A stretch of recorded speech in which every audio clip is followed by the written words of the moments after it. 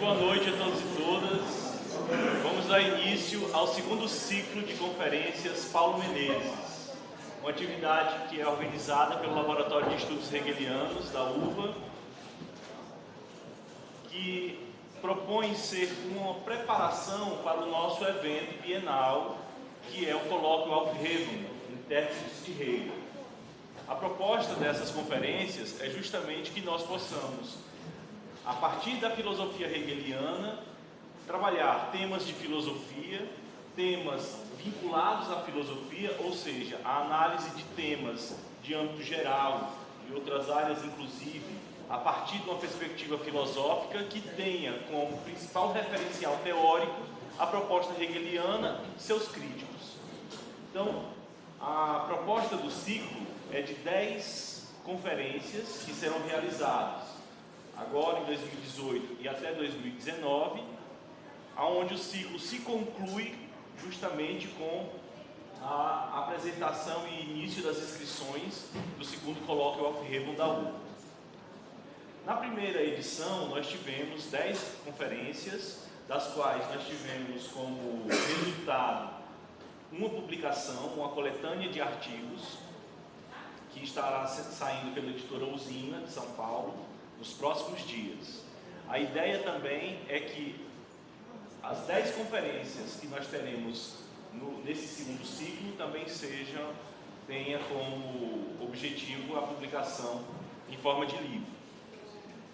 Primeiramente, uma exposição geral do porquê do nome dessas conferências ser Paulo Freire, ou Paulo Menezes.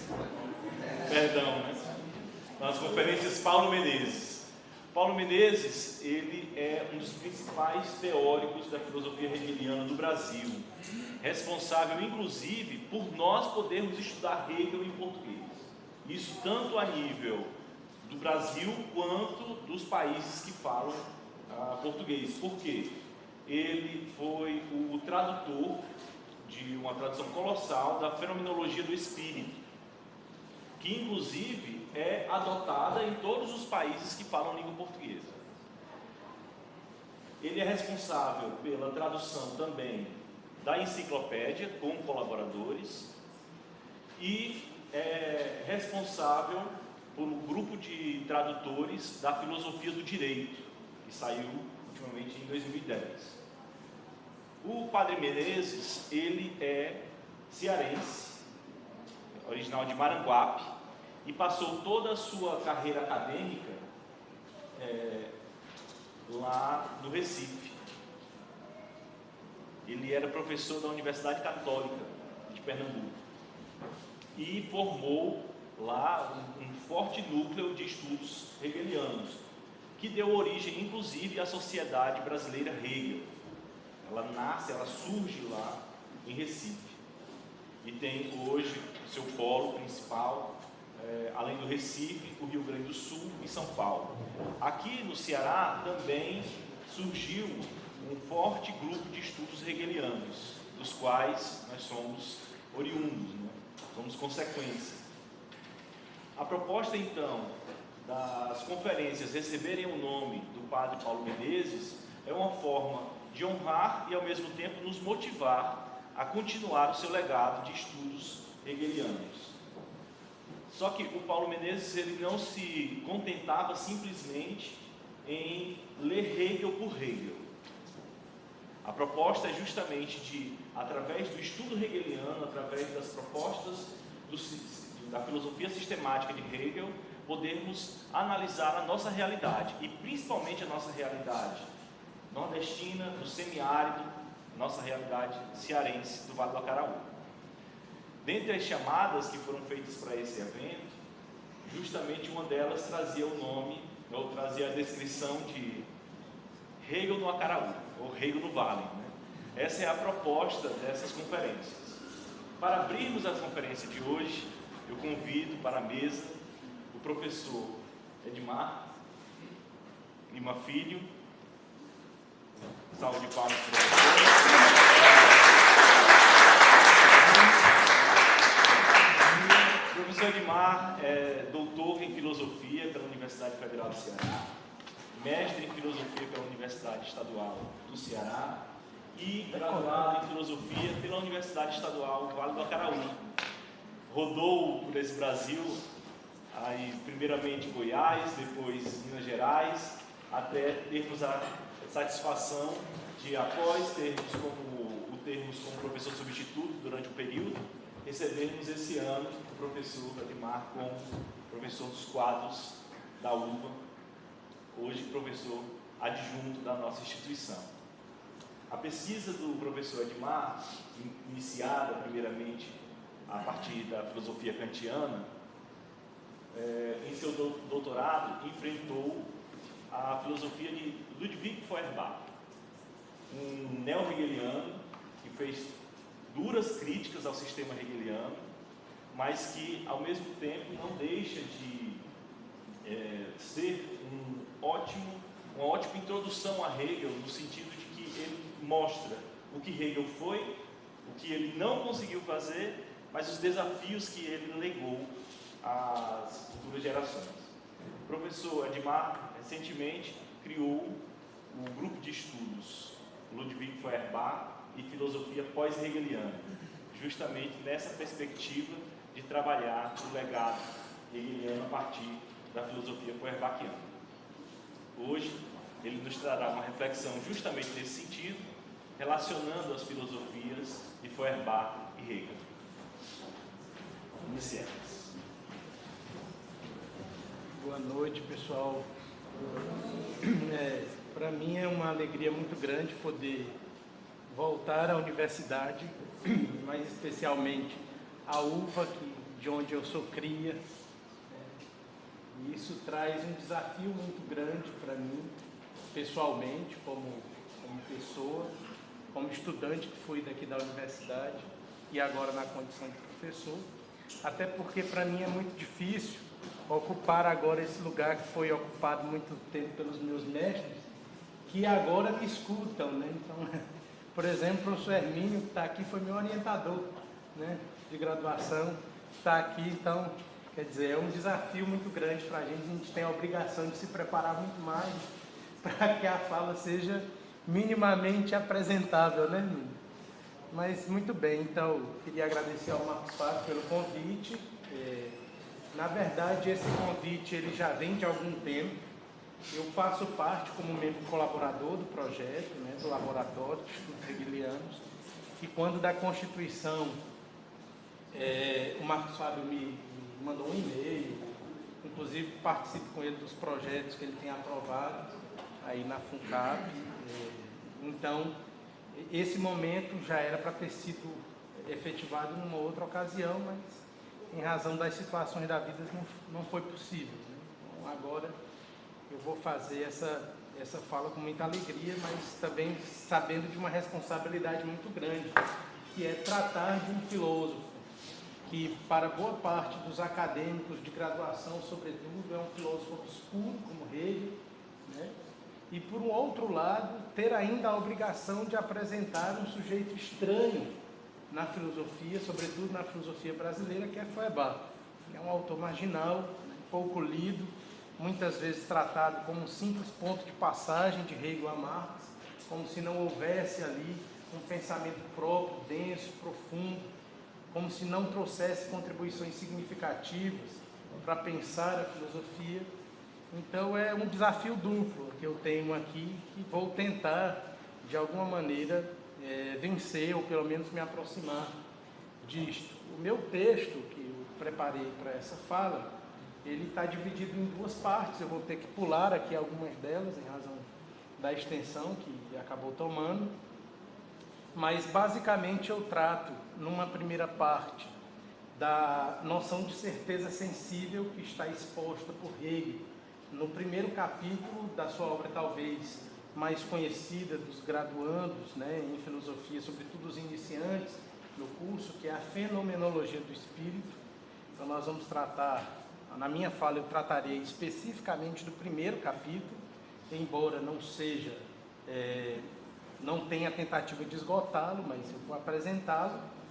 E isso até, de certa maneira, é bom para mim também, porque eu estou vendo que tem boa parte dos estudantes da disciplina de métodos de pesquisa, que eu ministro no primeiro período, nós estamos trabalhando método dialético, então é muito bom que a gente tenha contato com o texto de um autor como Hegel, que é uma referência, certamente, na exposição desse método, né? E a segunda parte da minha exposição, o objetivo, é tratar da avaliação que Feuerbach faz da exposição hegeliana a respeito da certeza sensível. Uma avaliação muito crítica e que partirá de algumas considerações que eu tecerei ao longo da minha fala e que espero fiquem esclarecidas ao final do meu percurso. Então, eu vou passar a leitura do texto.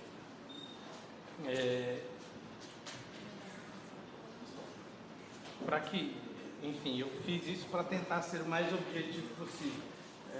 Se a gente ficar falando solto, a gente corre o risco de falar de muita coisa e não falar do essencial. Então, para evitar esse problema, eu fiz questão de redigir um texto, para talvez ser mais objetivo. Então, eu começo a leitura. O problema da certeza sensível comparece em boa parte das discussões epistemológicas modernas, passando pelo empirismo inglês, pelo criticismo kantiano, ainda que cada abordagem a seu modo. Prosseguindo a discussão no século XIX, Hegel tematiza a questão de modo bastante específico, ao vinculá-la ao pressuposto metodológico da dialética e ao quadro conceitual da exposição das figuras que marcam o desenvolvimento da consciência, inicialmente presa à imediatidade sensorial, como ocorre na apresentação da fenomenologia do espírito.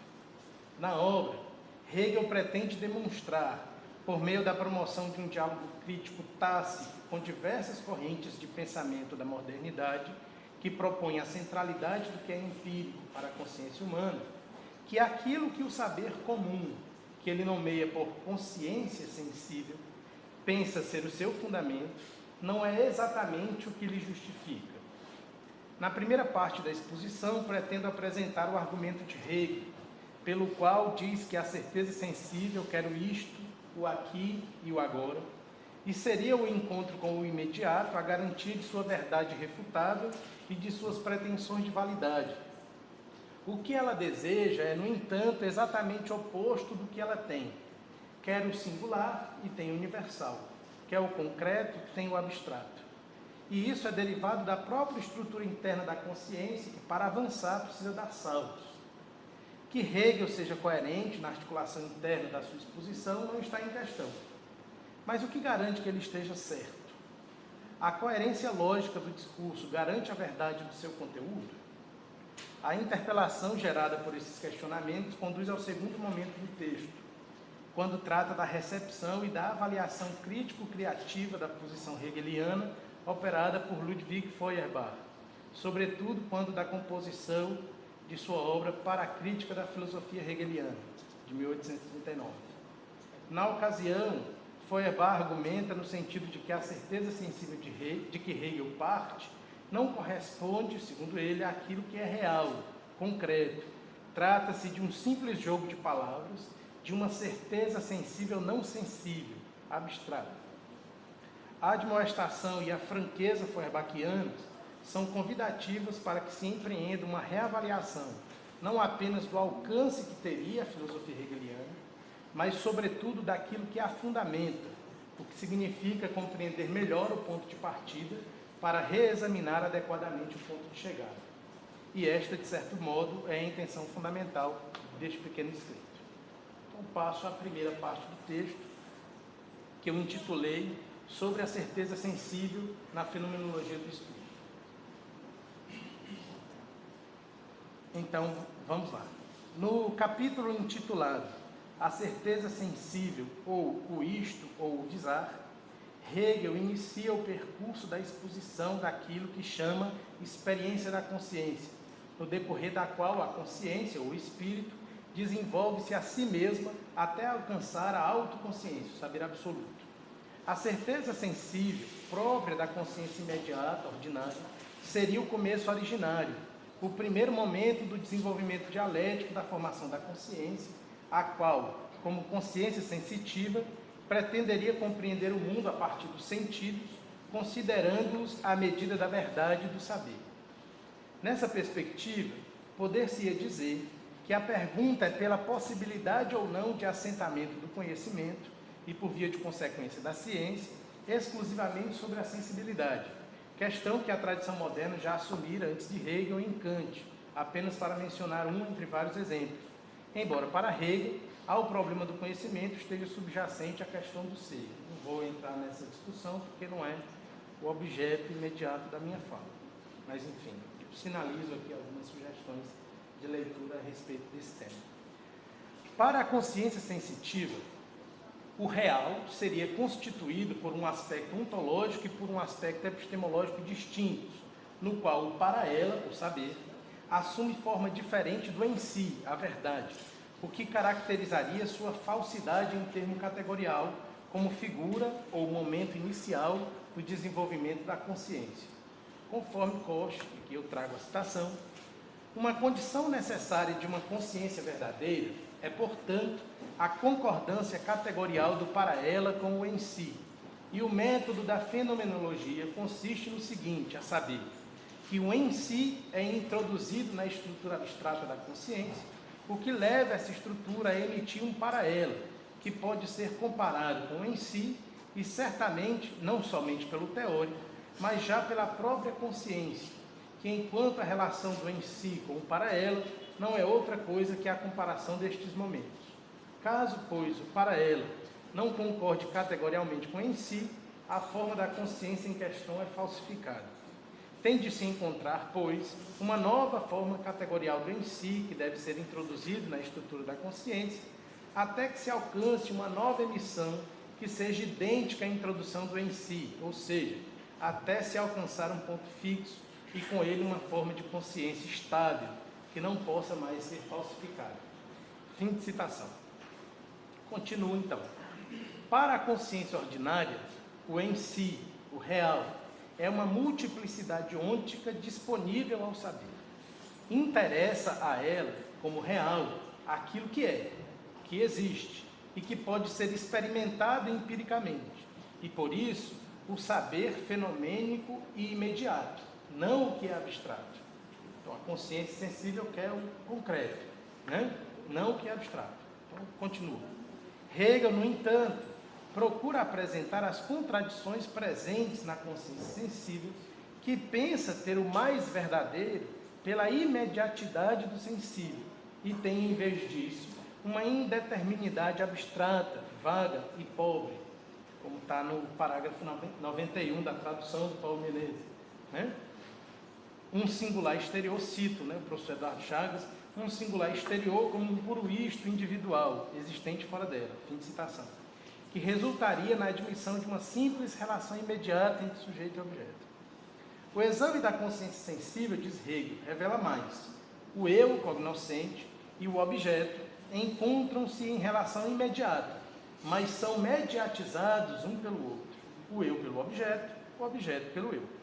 Esse processo, ou a dialética interna da certeza sensível, já está presente na consciência ordinária, embora ela não o perceba, como diz Hegel no parágrafo 93. Daí a necessidade de investigar se aquilo que é inicialmente para a certeza sensível o essencial, que ela pensa ser o objeto, ou o isto aqui, é de fato assim, considerando o modo de operar próprio da certeza sensível.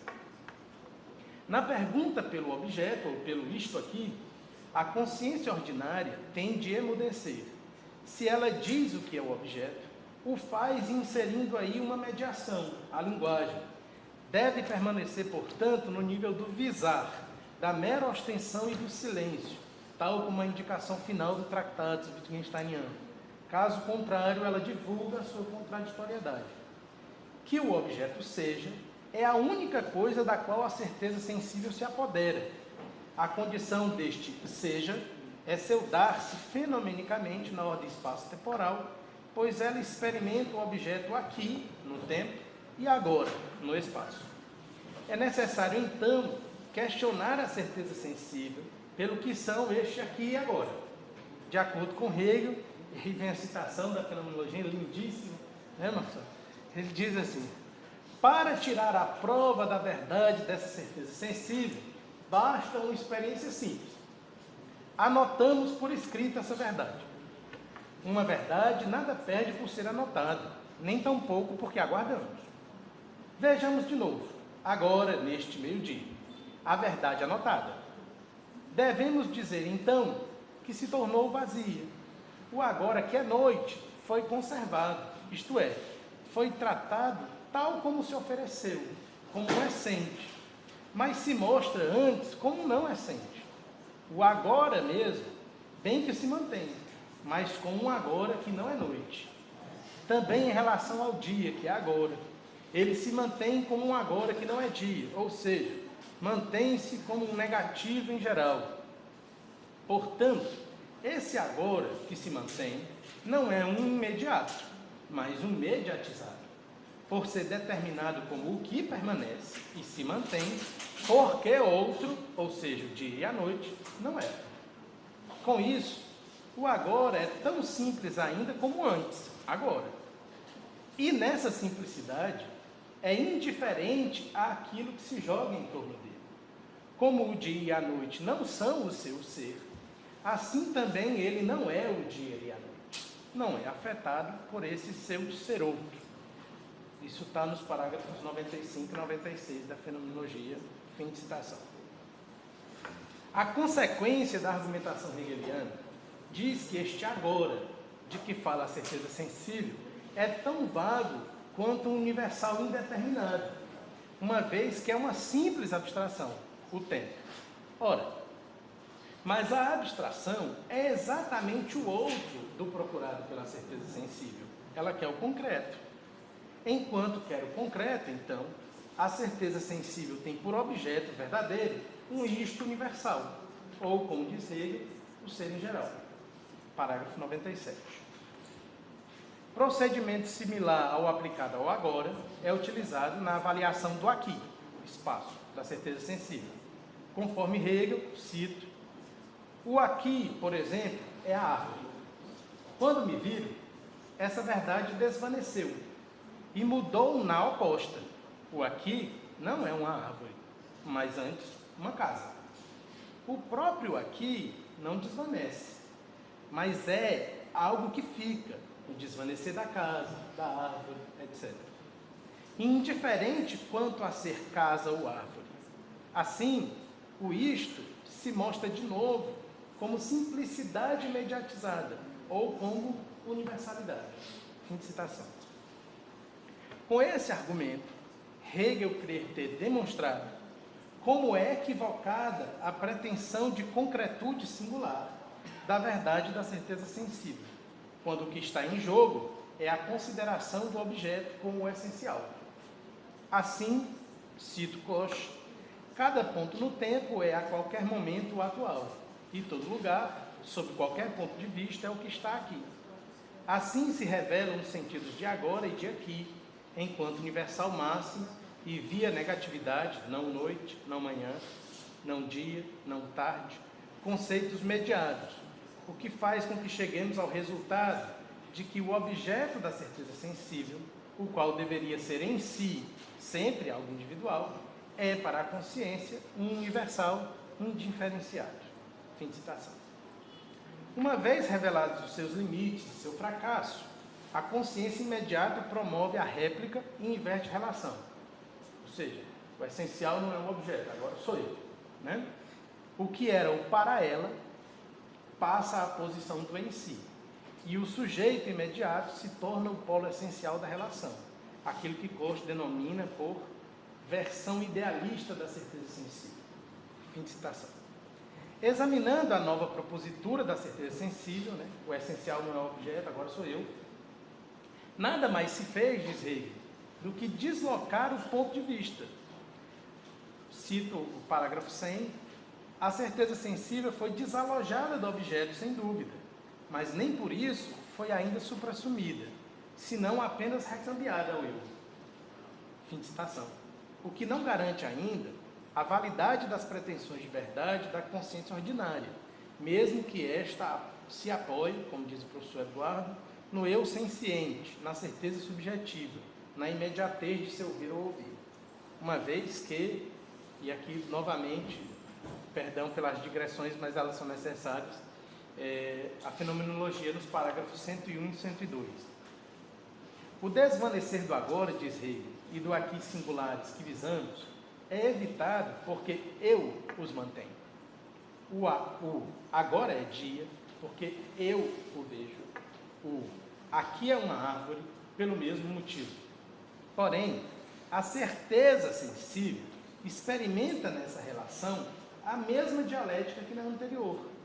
Eu, este, vejo a árvore e afirmo a árvore como o aqui. Mas um outro eu vê a casa e afirma: o aqui não é uma árvore, e sim uma casa. As duas verdades têm a mesma credibilidade, isto é, a imediatez do ver e a segurança e a afirmação de ambos quanto ao seu saber. Uma, porém, desvanece na outra. O que nessa experiência não desvanece é o eu como universal. Seu ver nem é um ver da árvore, nem o dessa casa, mas é um ver simples, que, embora mediatizado pela negação dessa casa, se mantém simples e indiferente diante do que está em jogo, a casa, a árvore. O eu é só um universal, como agora, aqui, isto, em geral. Viso, de certo, um eu singular, mas como não posso dizer o que eu viso no agora, estou dizendo todo este, todo aqui, também não posso dizer no eu. Quando digo este aqui, este agora, ou um singular, estou dizendo, portanto, todo este, todo aqui, todo agora, todo singular. Igualmente, quando eu digo eu, este eu singular, digo todo eu em geral. Cada um é o que eu digo. Eu, este eu singular. Fim de citação. Este eu evanescente é dissolvido nos diversos eus singulares, restando, portanto, puro eu universal, o que indica que mesmo a versão idealista da certeza sensível não é capaz de garantir que aquilo que ela deseja se mantenha como seu objeto. Conforme Koch, cito, ela também não fornece nenhuma concordância categorial, pois o sujeito se revela igualmente como um universal máximo e um mediado negativo, já que ele pode relacionar-se consigo mesmo apenas por intermédio do indicador puro do eu, com o qual cada sujeito se relaciona consigo na mesma e plena maneira. Portanto, por outro lado, o suposto imediato e essente em si é posto para a consciência apenas enquanto mediado universal. Fim de citação. Frente ao impasse, a consciência natural imediata, preconceitual, consciência sensível, enfim, como se queira chamar, percebe que sua essência nem está no objeto nem no eu, como diz o rei, posto que ambos são universais, mesmo que ela reclame a pretensão de singularidade. E ela é obrigada a lançar-se em uma terceira experiência, em que, para salvaguardar a imediatidade do seu saber, ela recorre a um artifício totalizante, a experiência de sua integralidade, seu todo, dela mesma como essência e verdade, permanecendo assim fixa em si mesma, em uma relação imediata com o objeto ou com o singular que ela pretensamente visa. Solicitada a dizer e indicar o que ela visa com a sua pretensão de um saber imediato, a partir de sua experiência de integridade, a consciência sensitiva se vê diante do entrave, da indicação de um agora que, depois de indicado, se tornou outro, de tal modo que sua verdade pertenceria a um instante passado, ou a um agora que já não é, apesar de ter sido.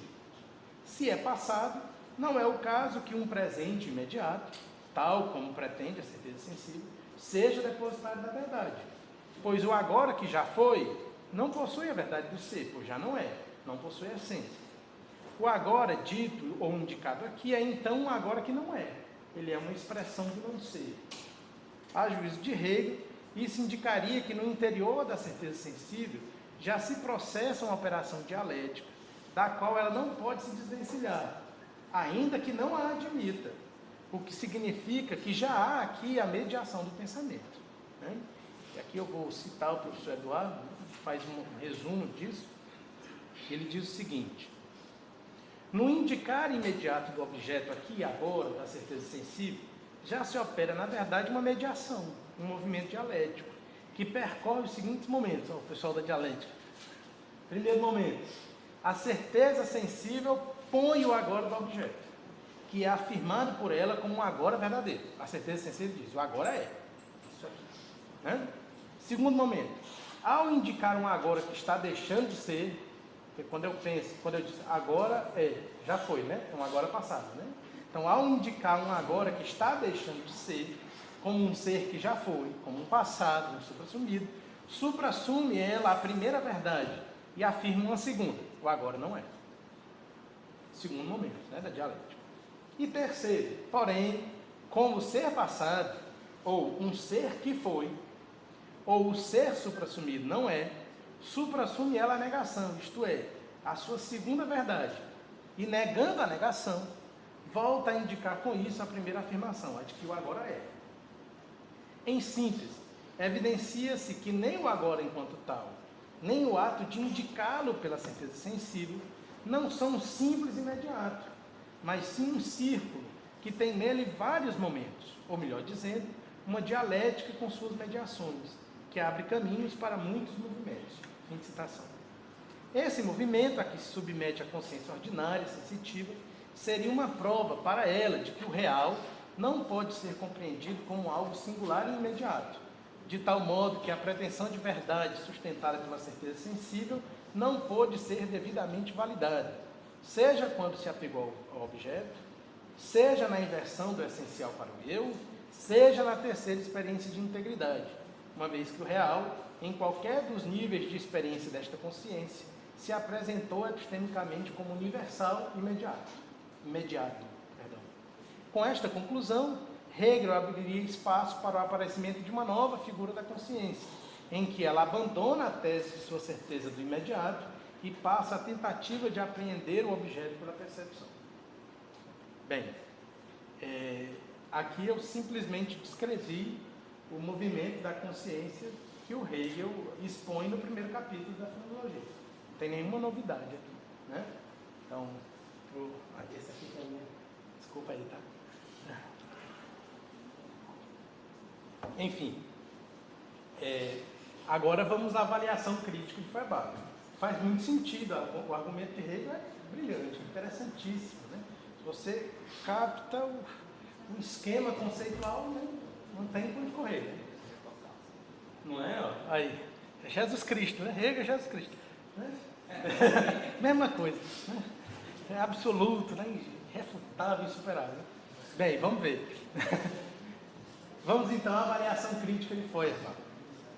Hegel pretendia demonstrar, com a anunciação do percurso da experiência da consciência e seu progresso rumo à ciência filosófica, que a consciência ordinária, que pensa ter o mais rico dado na imediatidade do sensitivo, é o ponto de partida mais seguro para a apresentação do desenvolvimento do espírito.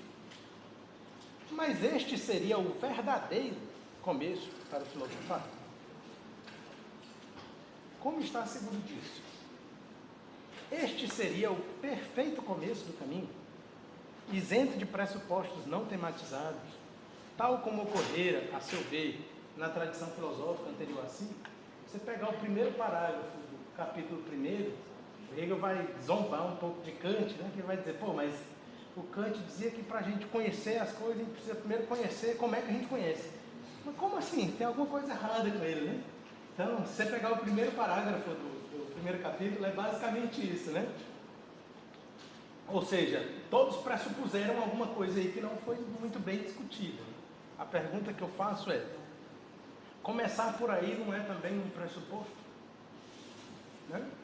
Enfim, a necessidade de posição de um começo já não seria de antemão uma pressuposição não tematizada? Uma pergunta, né? Não fique bravo. Este começo não seria, por conseguinte, um essente previamente posto como um primeiro, não criticamente validado?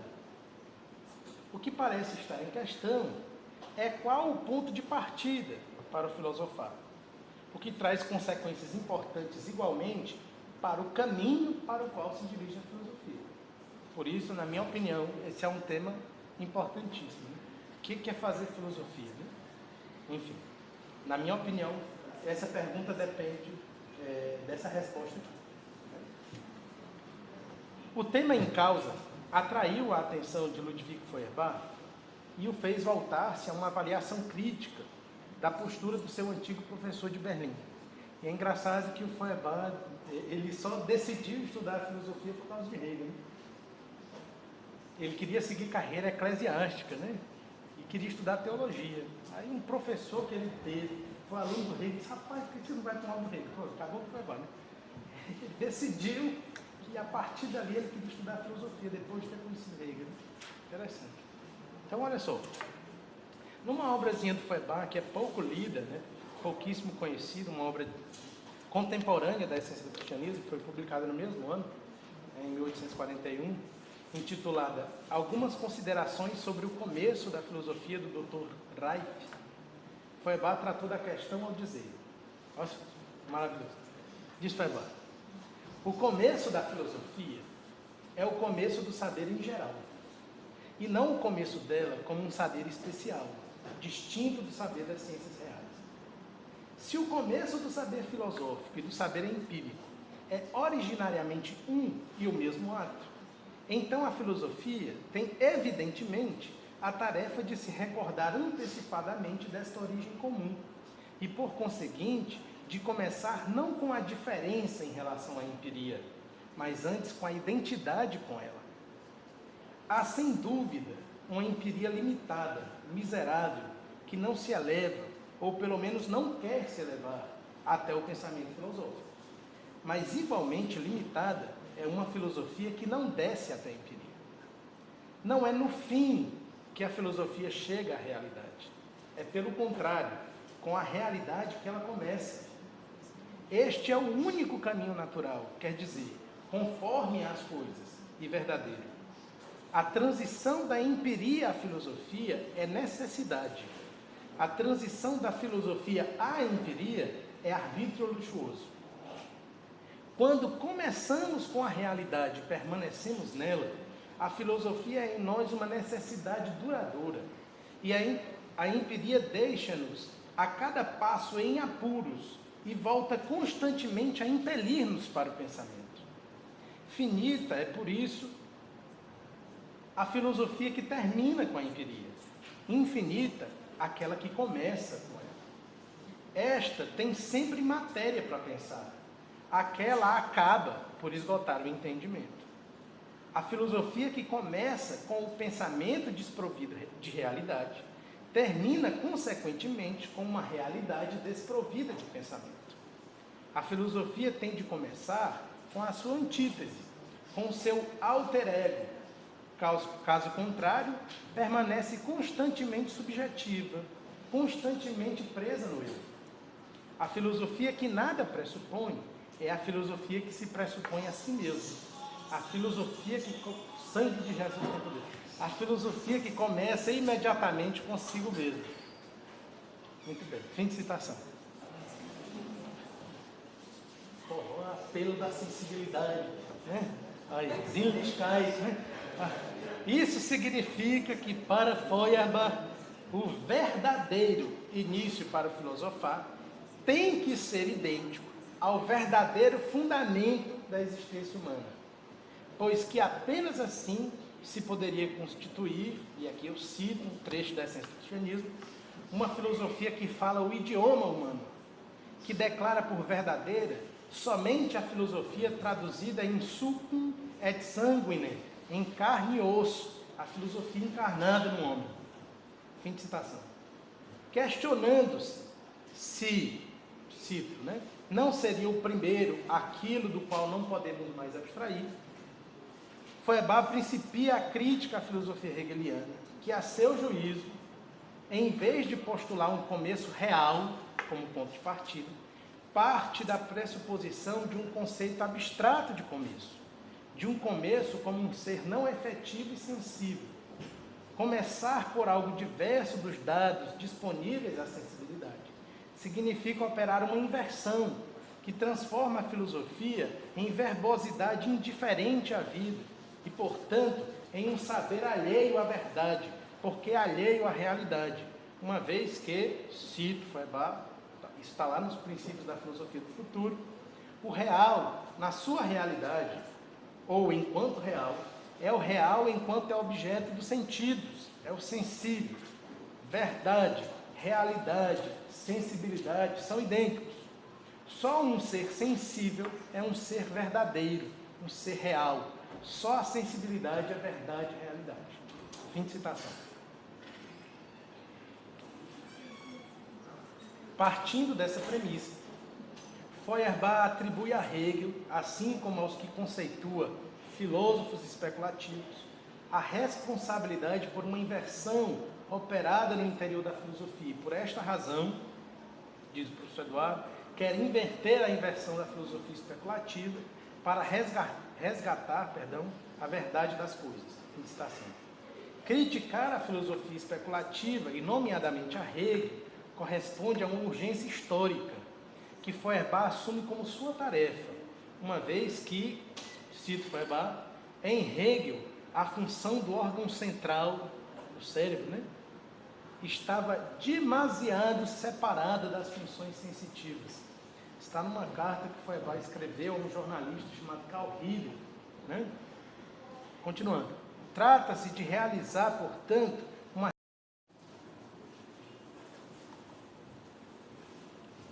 Prosseguindo aqui.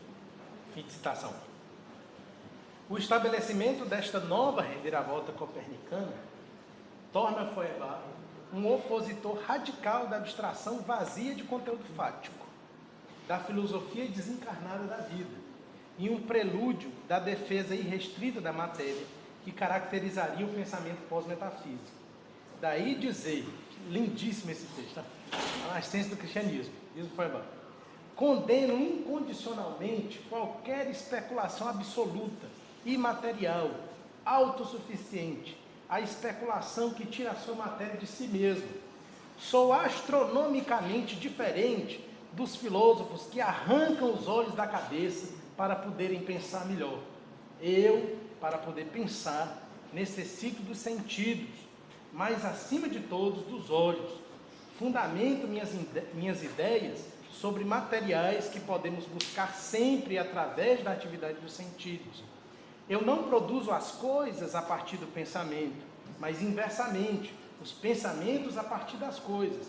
Mas coisa é somente aquilo que existe fora da nossa cabeça. Fim de citação. Ser filósofo é, portanto, ser fiel ao homem concreto. E para ser, é indispensável que o ponto de partida para a reflexão seja a existência tal como se apresenta aos sentidos. Mas seria este o começo de Hegel e dos filósofos especulativos em geral? Na avaliação de Feuerbach, o ponto de partida de Hegel não coincide com a intuição sensível propriamente dita, mas com um pensamento abstrato, ou uma consideração não fática do sensível, uma vez que Hegel possui como pressuposto fundamental a demonstração do espírito absoluto. Por essa razão, cito aqui o professor Eduardo, o começo da filosofia de Hegel é o primeiro, isto é, o começo apenas para a sua apresentação, mas não para o espírito absoluto, já que este, seja na ciência da lógica, seja na fenomenologia do espírito, deve ser pressuposto antes da apresentação. Contudo, em consequência disso, o começo da filosofia hegeliana não é sem pressupostos, porque já se manifesta um pressuposto à demonstração, à apresentação, a saber, que o espírito absoluto foi tomado anterior à sua própria apresentação. Pelo fato do espírito absoluto, que se determina pelo processo de mediação, ser o primeiro ou imediato, no qual tudo deve ser absorvido, constitui a apresentação da filosofia hegeliana, outro sim, um colocado, um dependente, um mediado. Hegel parte não da natureza, do ser real, sensível, mas do conceito geral de ser, de um ser abstrato. A censura de Feuerbach contra Hegel consiste principalmente nisso, a saber, que Hegel parte da absoluta identidade do pensar em si e consigo mesmo, com o pensamento, isto é, desta unilateralidade do pensar como unidade e identidade de pensar e ser, de ideal e real, que o ser nela é apenas uma abstração do mesmo, a qual nada de real corresponde, razão pela qual ele é nada mais do que o ser indeterminado, vazio em si mesmo, separado da realidade. Fim de citação. Embora tenha inicialmente em vista o primeiro postulado pela lógica hegeliana, para a qual é necessário partir do conceito de ser, Feuerbach reconhece esta pressuposição também no interior da fenomenologia do espírito, que procura apresentar a experiência dialética de formação da consciência pela pressuposição do espírito absoluto, não pelo embate real com o sensível. Por isso, segundo Feuerbach, cito para a crítica da filosofia hegeliana, a fenomenologia não pode constituir uma objeção em sentido contrário, uma vez que a lógica tem atrás dela a fenomenologia.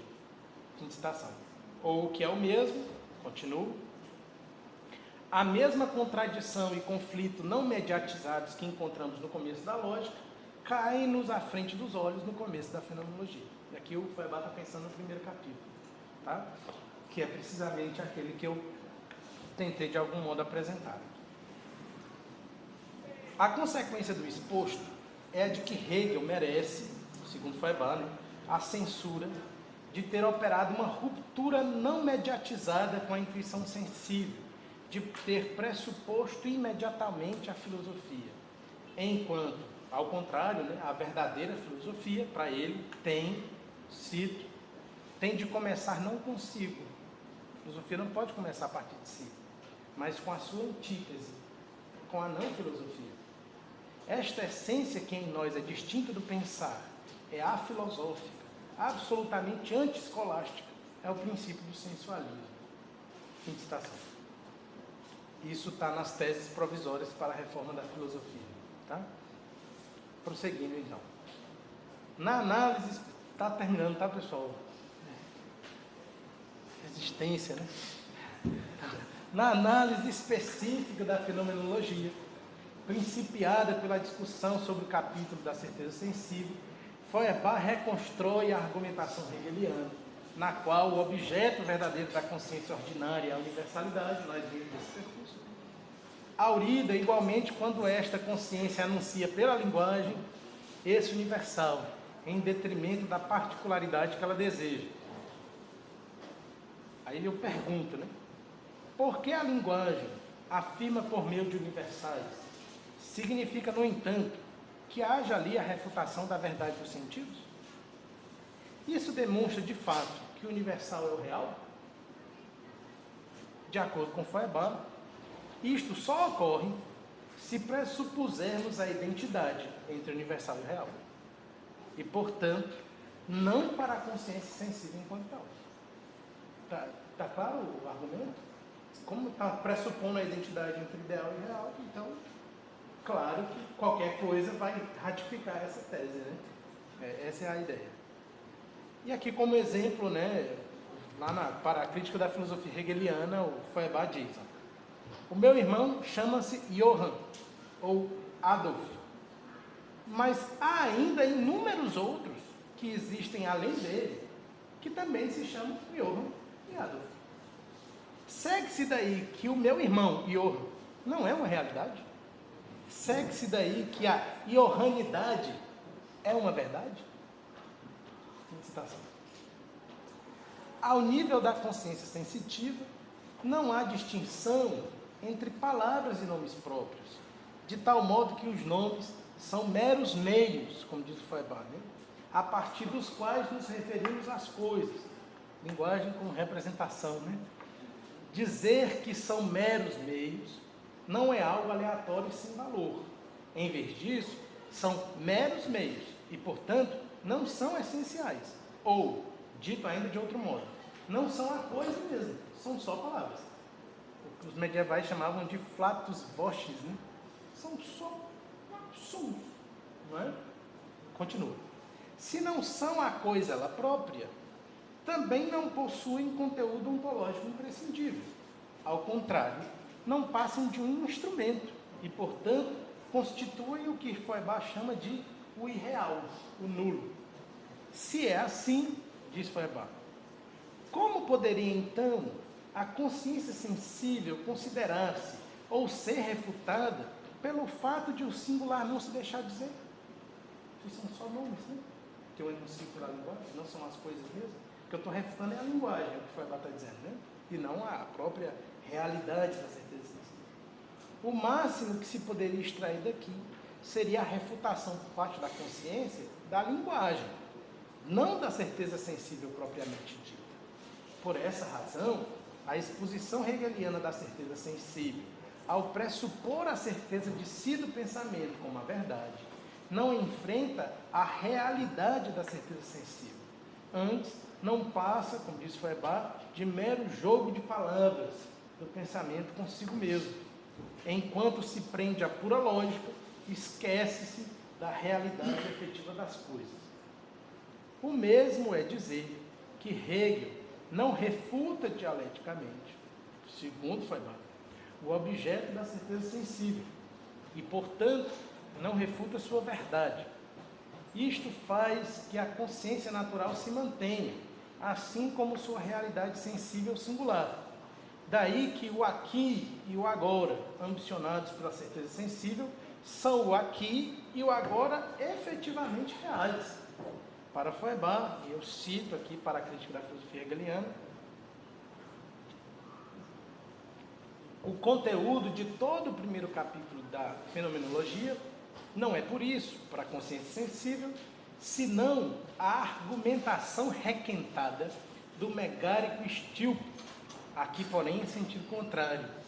Um jogo de palavras do pensamento, já certo de si mesmo como sendo a verdade, com a consciência natural. Mas a consciência não se deixa desconcertar. Ela mantém-se firme como antes, em face da realidade das coisas singulares. Desse modo, o aqui, e por que não o existente aqui? O agora, e por que não o existente agora? Nunca se torna, nem para a consciência sensível, nem para nós, que fazemos aqui de seu advogado, e que nos deixaríamos convencer por outra argumentação se ela fosse melhor. Um aqui imediato, universal. Hoje é agora, mas amanhã volta a ser agora. E é o mesmo agora, inteiramente inalterado e insuscetível de melhoramento que era ontem. Aqui está uma árvore, ali uma casa. Porém, ali eu volto a dizer, aqui. O aqui permanece sempre o velho em toda parte e em parte alguma.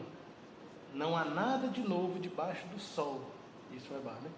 O ser sensível, o isto, passa. Mas para o lugar dele vem outro ser, que é também ele um isto.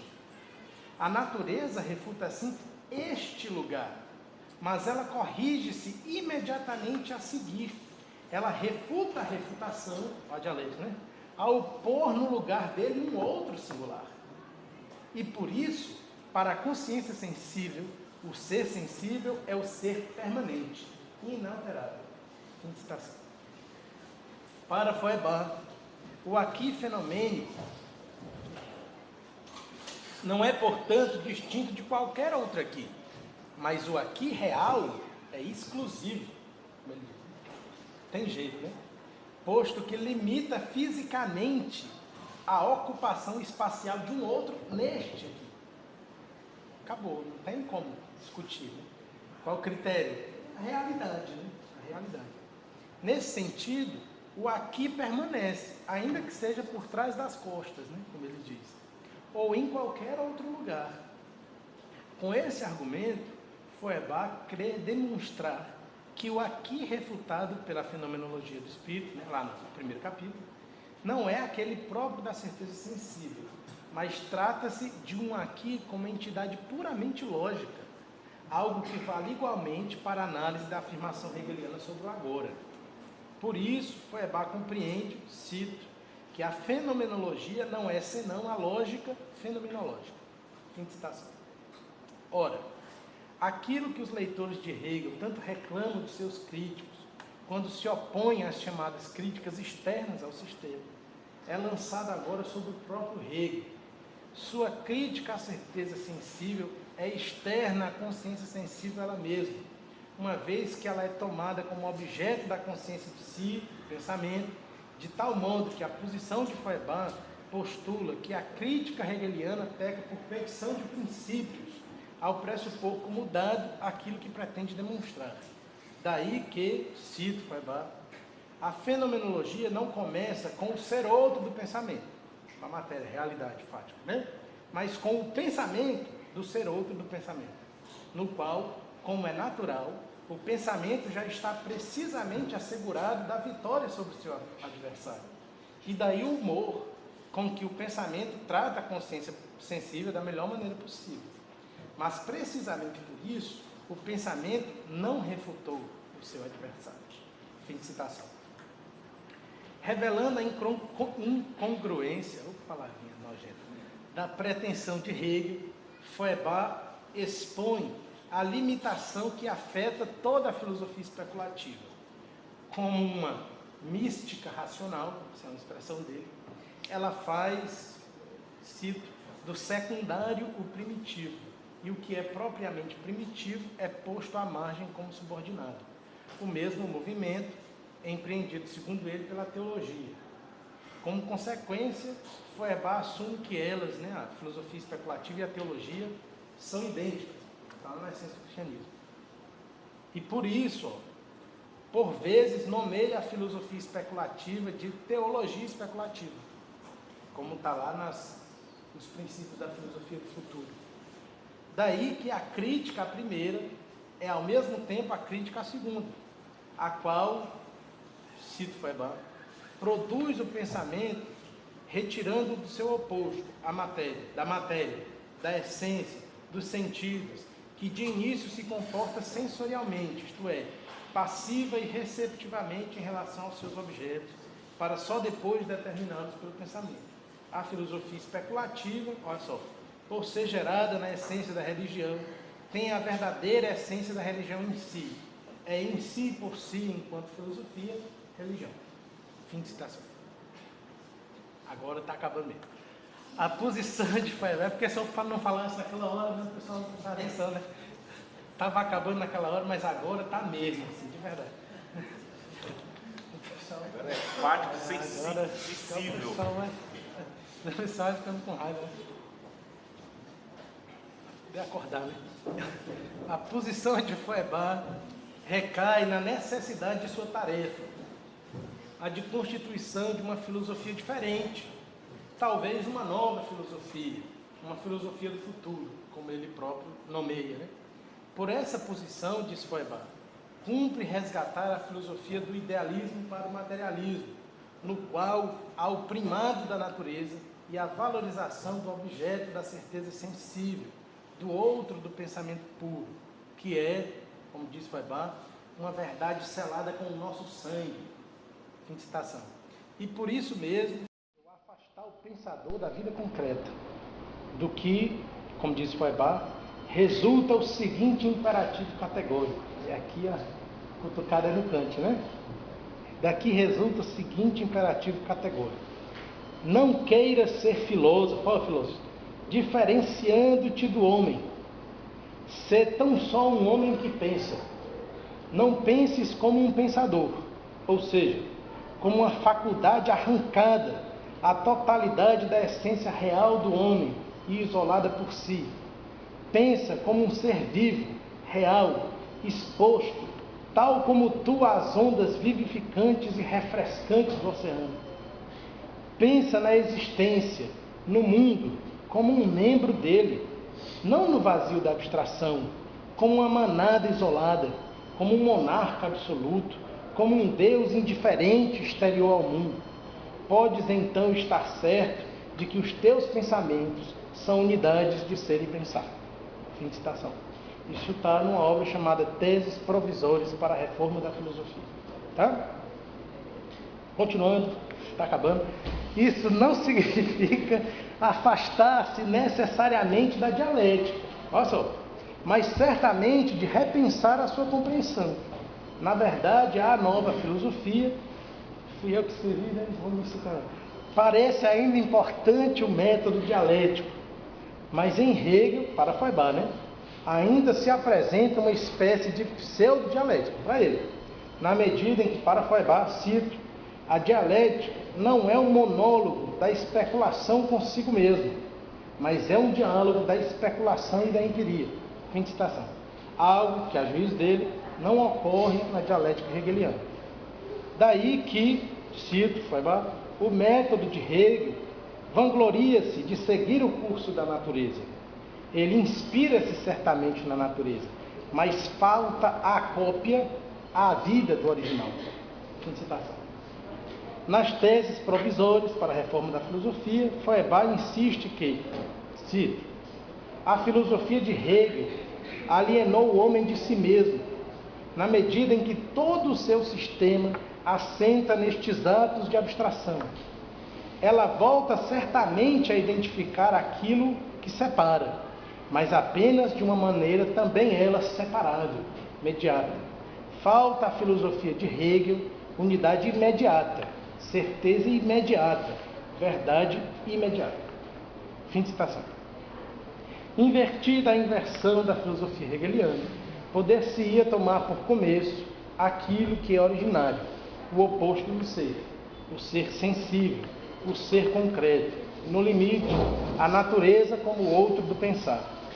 Tematizar a natureza, no entanto, é enveredar por uma discussão que já extrapola os limites desta exposição. Muito obrigado. Boa noite.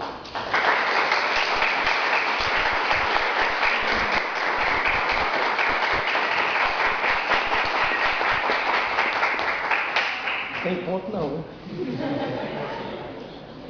Nós agradecemos a exposição do professor Edmar. Uma exposição realmente, tanto do ponto de vista da filosofia hegeliana, o primeiro capítulo a ser enfrentado na fenomenologia do espírito do Hegel, praticamente no sistema hegeliano, é essa parte da certeza sensível, que foi aqui exposta com a unidade, e naquilo que é possível, da forma mais simplificada, né?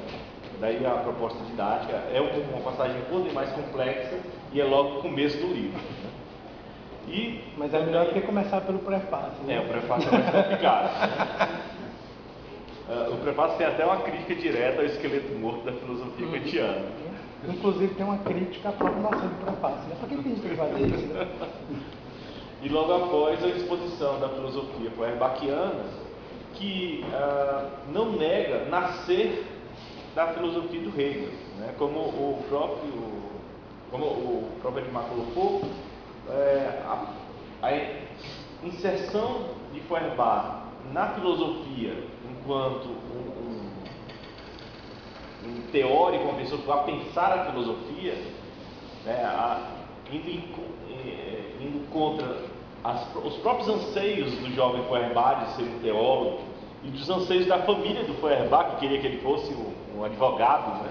O pai dele era jurista, né? Isso, um jurista. A entrada se dá por meio da filosofia hegeliana.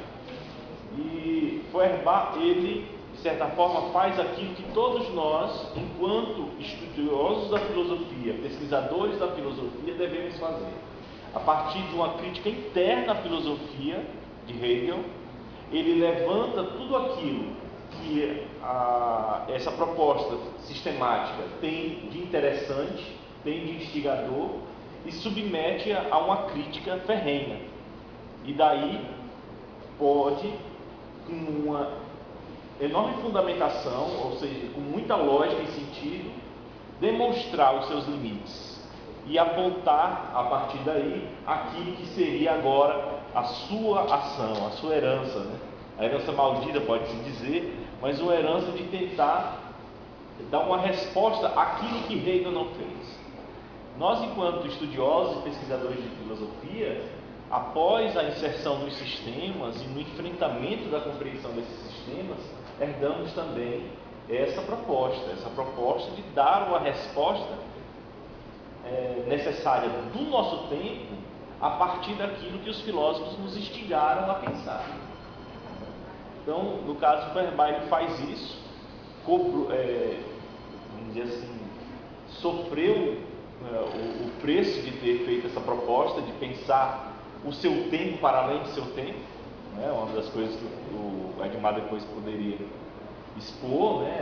Assim, as consequências de assegurar essa proposta sensitiva, do pensamento sensível, da natureza, aquilo que em 1830, 1840, era algo de extrema vanguarda e ao mesmo tempo de extrema periculosidade, né?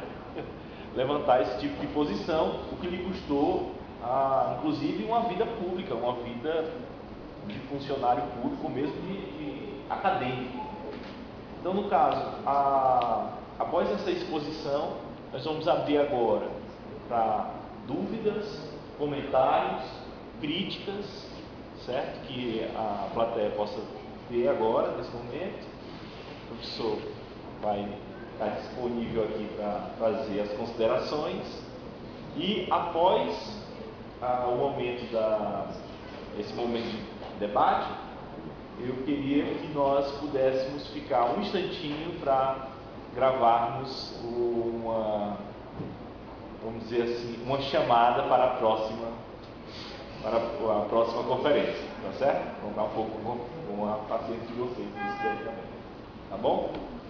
Então, alguém tem alguma disposição, alguma colocação, alguma dúvida? Não necessariamente sobre o que foi exposto, mas dentro da proposta também de filosofia hegeliana e feuerbachiana, alguma curiosidade, mas principalmente sobre a palestra de agora, a conferência. Eu falei sobre a questão da segunda revolução copernicana, né? Que se dá a partir do pensamento do Feuerbach. Essa revolução copernicana, ela vai se caracterizar semelhante ao pensamento de Kant, que aí o que prioriza no pensamento do Feuerbach é essa questão da acessibilidade, né? É um pensamento materialista. E a gente vê no Kant também essa função, tanto do pensamento materialista e idealista. Ele vai priorizar só a sensibilidade e vai deixar de lado o idealismo de forma bem radical mesmo. Vamos fazer blocos? Tem mais Eu ia alguém para perguntar. fazer para juntar a exposição?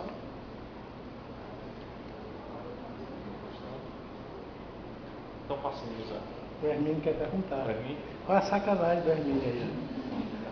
É só uma inquietação quando o Hegel está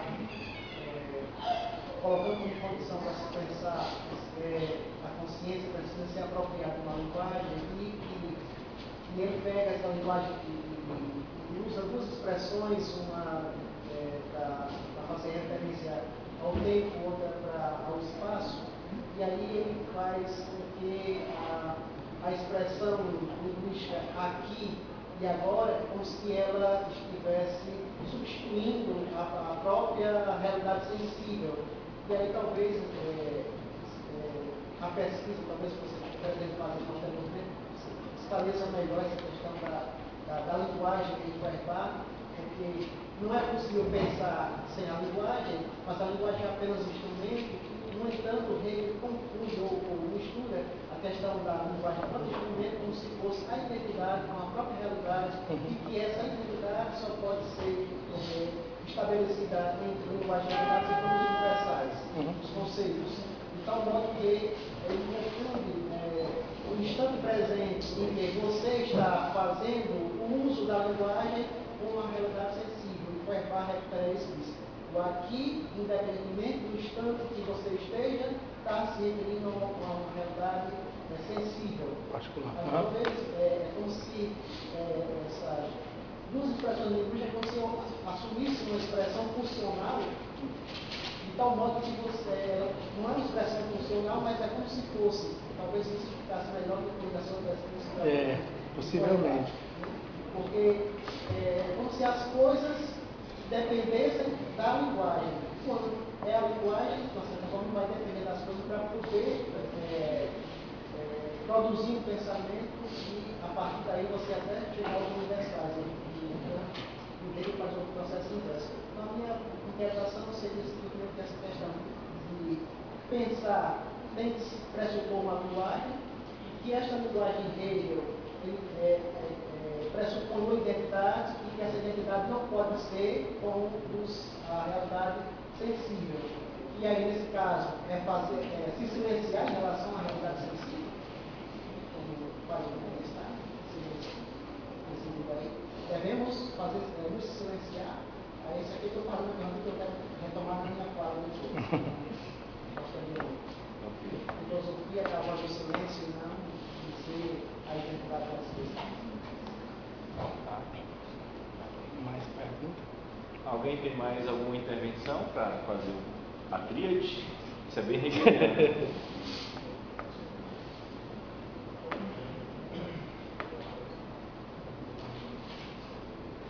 Então vamos ficar numa dialética dormiana, uma dialética sem síntese. Pessoal, então vamos lá, né? Primeira pergunta do Kleber. Obrigado, Kleber. Kleber é uma pessoa que eu quero muito bem aqui. Conheço o Kleber já há muitos anos aqui na UF. Foi meu aluno, né? Meu aluno foi em algumas disciplinas. Obrigado por ter vindo. O Kleber faz referência, que eu estou perguntando porque, para ficar registrado, a uma possível segunda revolução copernicana em Feuerbach e se ela seria similar à operada por Kant. Então, de maneira genérica foi isso. Bem, eu usei essa expressão de propósito, né? Revolução copernicana, exatamente porque ela remete a uma tradição de pensamento, basicamente remete a Kant, né? Quando nos prefácios da Crítica da Razão Pura, o Kant diz que estabeleceu, a partir da sua crítica, aquilo que fez Copérnico, né? Algo similar ao que fez Copérnico. Né? Falando isso, talvez seja muito básico para algumas pessoas, mas como tem muitos alunos do primeiro período, eu penso que é importante a gente falar, né? E essa revolução copernicana operada por Kant teria por objetivo instituir a importância da atividade da subjetividade na constituição do seu saber. Então o sujeito não é um contemplador puro e simples do mundo, um recebedor passivo de informações, mas ele, através da existência de uma espécie de organismo transcendental, elabora os dados que lhe chegam através da sensibilidade e transforma isso em conteúdo cognitivo.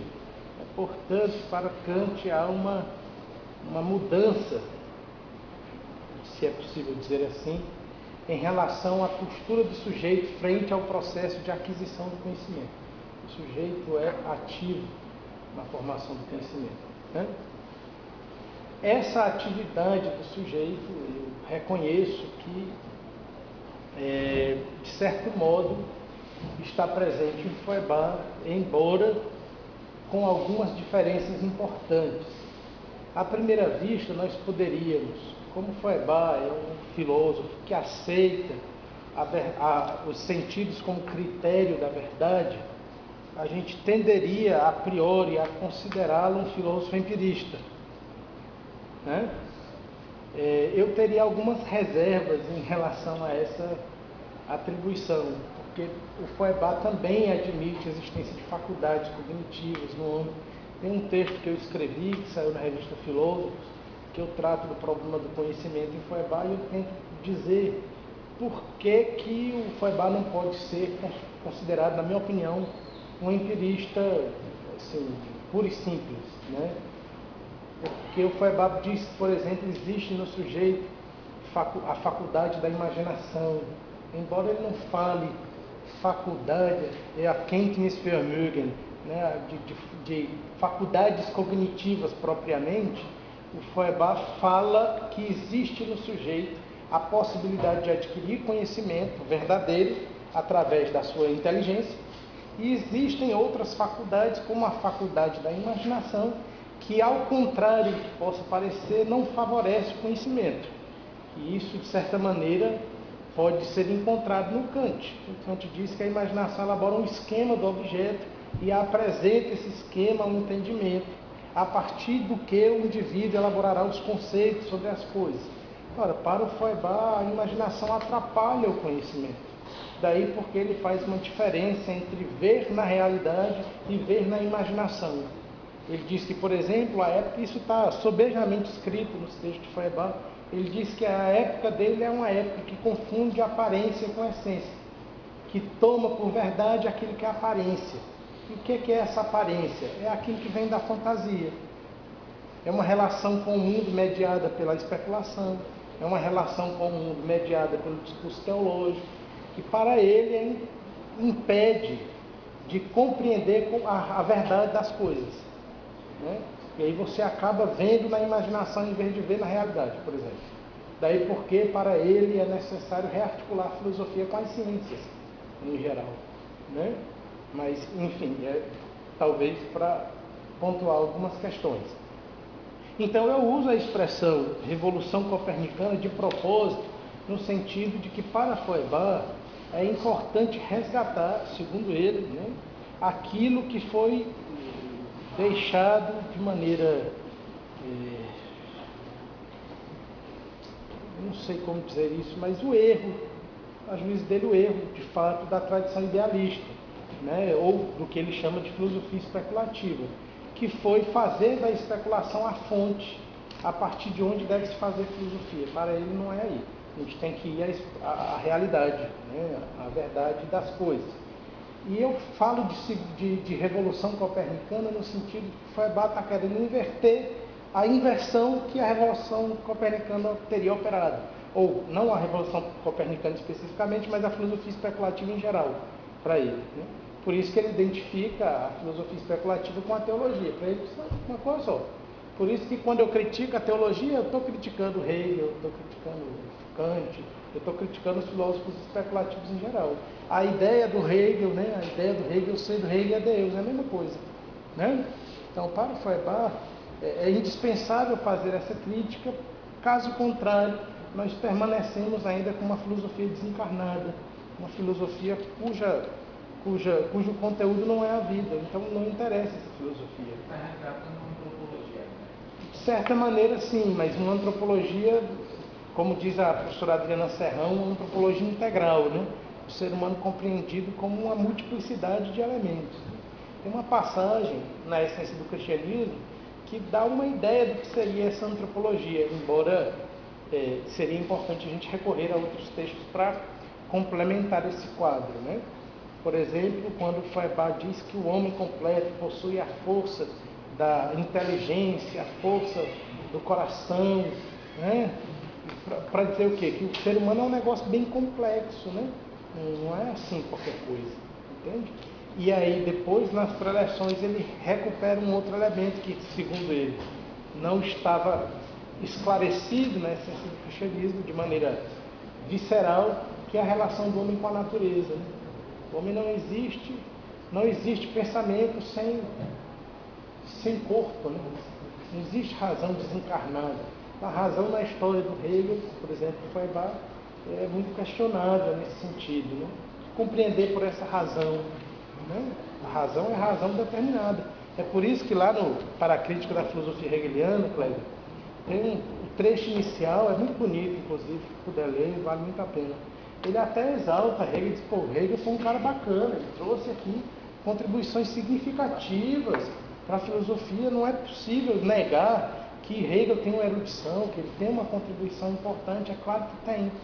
Mas o Hegel não é a encarnação da filosofia, né?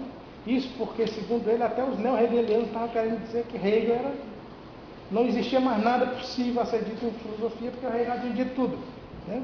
Então tem um trecho que é até interessante, para a crítica da filosofia hegeliana, que ele diz assim, olha, o Hegel pode até ter uma inteligência legal, mas ele continua determinado por um nariz específico, né? Para dizer o quê? Que ele é um indivíduo finito, histórico, natural, e a gente não pode perder isso de vista, caso contrário, a gente torna a filosofia que ela não é, né? Então, nesse sentido é que eu quis remeter, né, a Revolução Copernicana nesse sentido de uma crítica e um resgate da natureza, né, da matéria, embora os críticos de Feuerbach dirão que ele não o fez, né, como Marx, né? Daí as famosas teses contra Feuerbach, né? Você pegar a última tese, que o Marx está dizendo é que o Feuerbach se inclui ainda no rol dos filósofos idealistas, né? Mas enfim, não era isso que ele queria, né? Pelo menos não era essa a intenção. A pergunta do Hermínio não foi bem uma pergunta, é uma consideração geral, né? Mas Tá. O artigo uma expressão que faz referência ao espaço e agora faz referência ao tempo, é como se ele tomasse essas duas expressões e passasse a nomear todas as coisas em geral para poder negar a realidade sensível. Aí a minha interpretação é como trabalhar aqui uma questão da linguagem, para ter uma primeira tipificação da linguagem para poder refutar essa questão, esse nome que vai nomear, essa expressão que vai nomear o ser genérico para negar os seres sensíveis. Eu entendi a colocação, obrigado. Até já compartilhei com você num outro momento, que é uma pesquisa que eu quero fazer sobre esse tema da linguagem. Possivelmente será meu projeto de pós-doutorado, né, para investigar esse tema da linguagem do FOEBA. Eu não tenho uma resposta fechada, eu tenho algumas intuições que talvez seria interessante de compartilhar. Em primeiro lugar, não sei se o pessoal que me escutou me entendeu, né? Mas eu tentei dizer, né, lá no primeiro capítulo da fenomenologia, o Hegel dá alguns exemplos, tá? Para ser didático, talvez. O Hegel diz assim, olha, você pede para o cara da consciência sensível dizer o que é que ele quer. Ele diz, olha, eu quero concreto.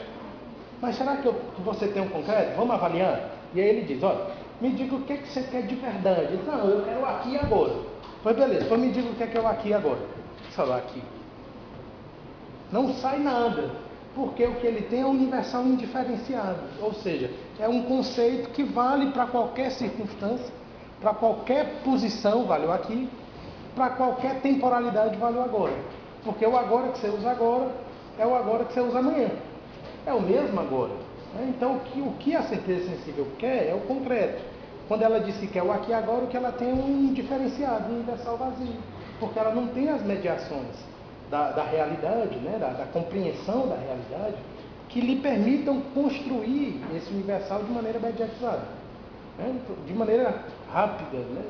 Bem, é muito mais complexo que isso, mas para talvez tentar ser claro. E o Hermínio está perguntando o seguinte, olha, mas esse agora, esse aqui, que o Hegel está utilizando pela linguagem, né, o conceito de agora, a palavra agora, a palavra aqui, estaria sendo usado no sentido de que há uma identidade entre a palavra agora e o momento presente. É isso que o Hermínio está colocando. Eu não sei se está todo mundo entendendo, né, o que eu estou tentando dizer. Bem, não sei se no Hegel a linguagem é isso. Confesso que não sei. Precisaria estudar um pouco mais, ler um pouco mais, porque, enfim, eu nunca tive a ousadia de investigar isso no Hegel. O que o Feuerbach diz é que o Hegel faz isso. Ele faz? Eu não sei, aí eu precisaria de fato ler os textos, né? Não sei. O que ele está dizendo é, quando Hegel critica a certeza sensível e faz uso, na sua crítica, do elemento da linguagem como um elemento que trai a certeza sensível, porque é isso que o Hegel diz de fato, né? Porque a certeza sensível diz assim, eu quero aqui, então me diga o que é aqui. Quando eu tento falar, eu sou traído, porque eu coloco a linguagem como uma mediação para explicar o que é esse instante, o que é esse lugar.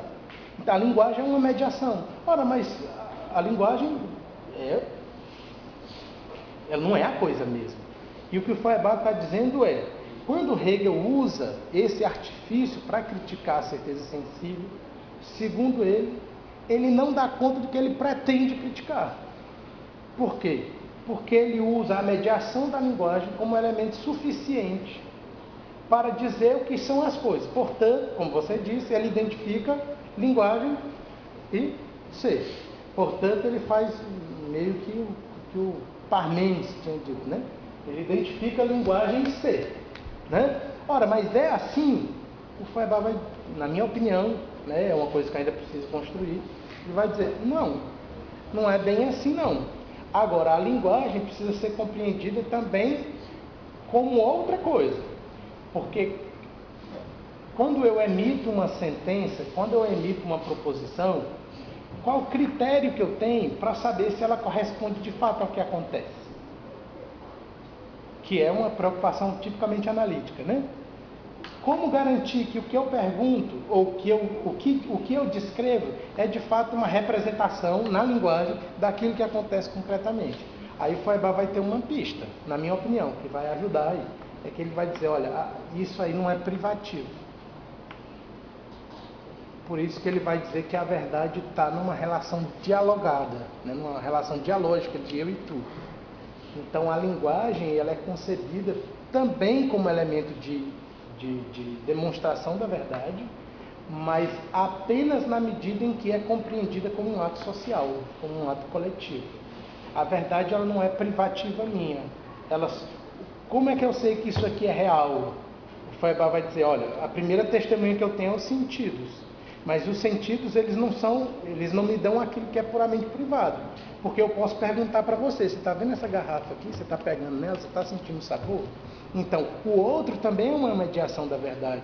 Então, a linguagem ela assume um caráter social, por isso que, na minha opinião, para o Feuerbach, a linguagem tem também um papel político, que é uma coisa que eu quero investigar. É nessa direção que vai a minha pesquisa futura, né?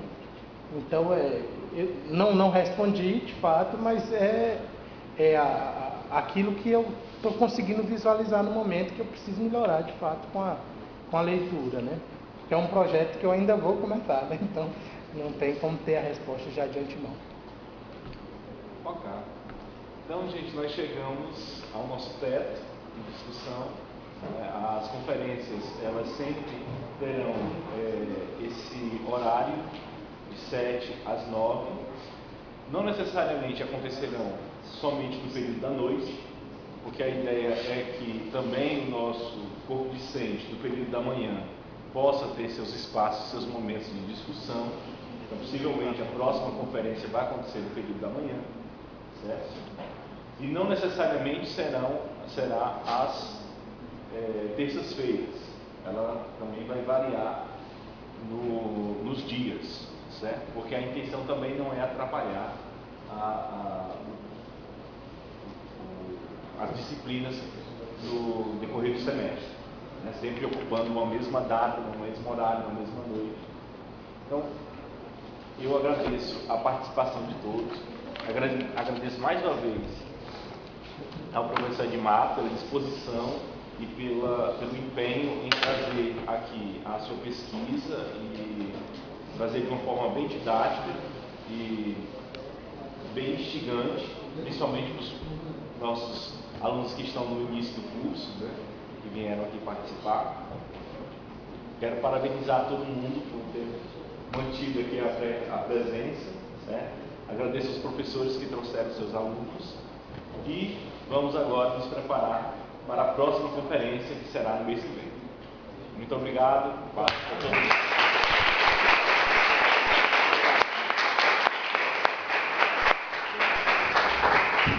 E o que eu ia fazer o pedido para vocês, certo? É uma coisa bem simples. Eu vou fazer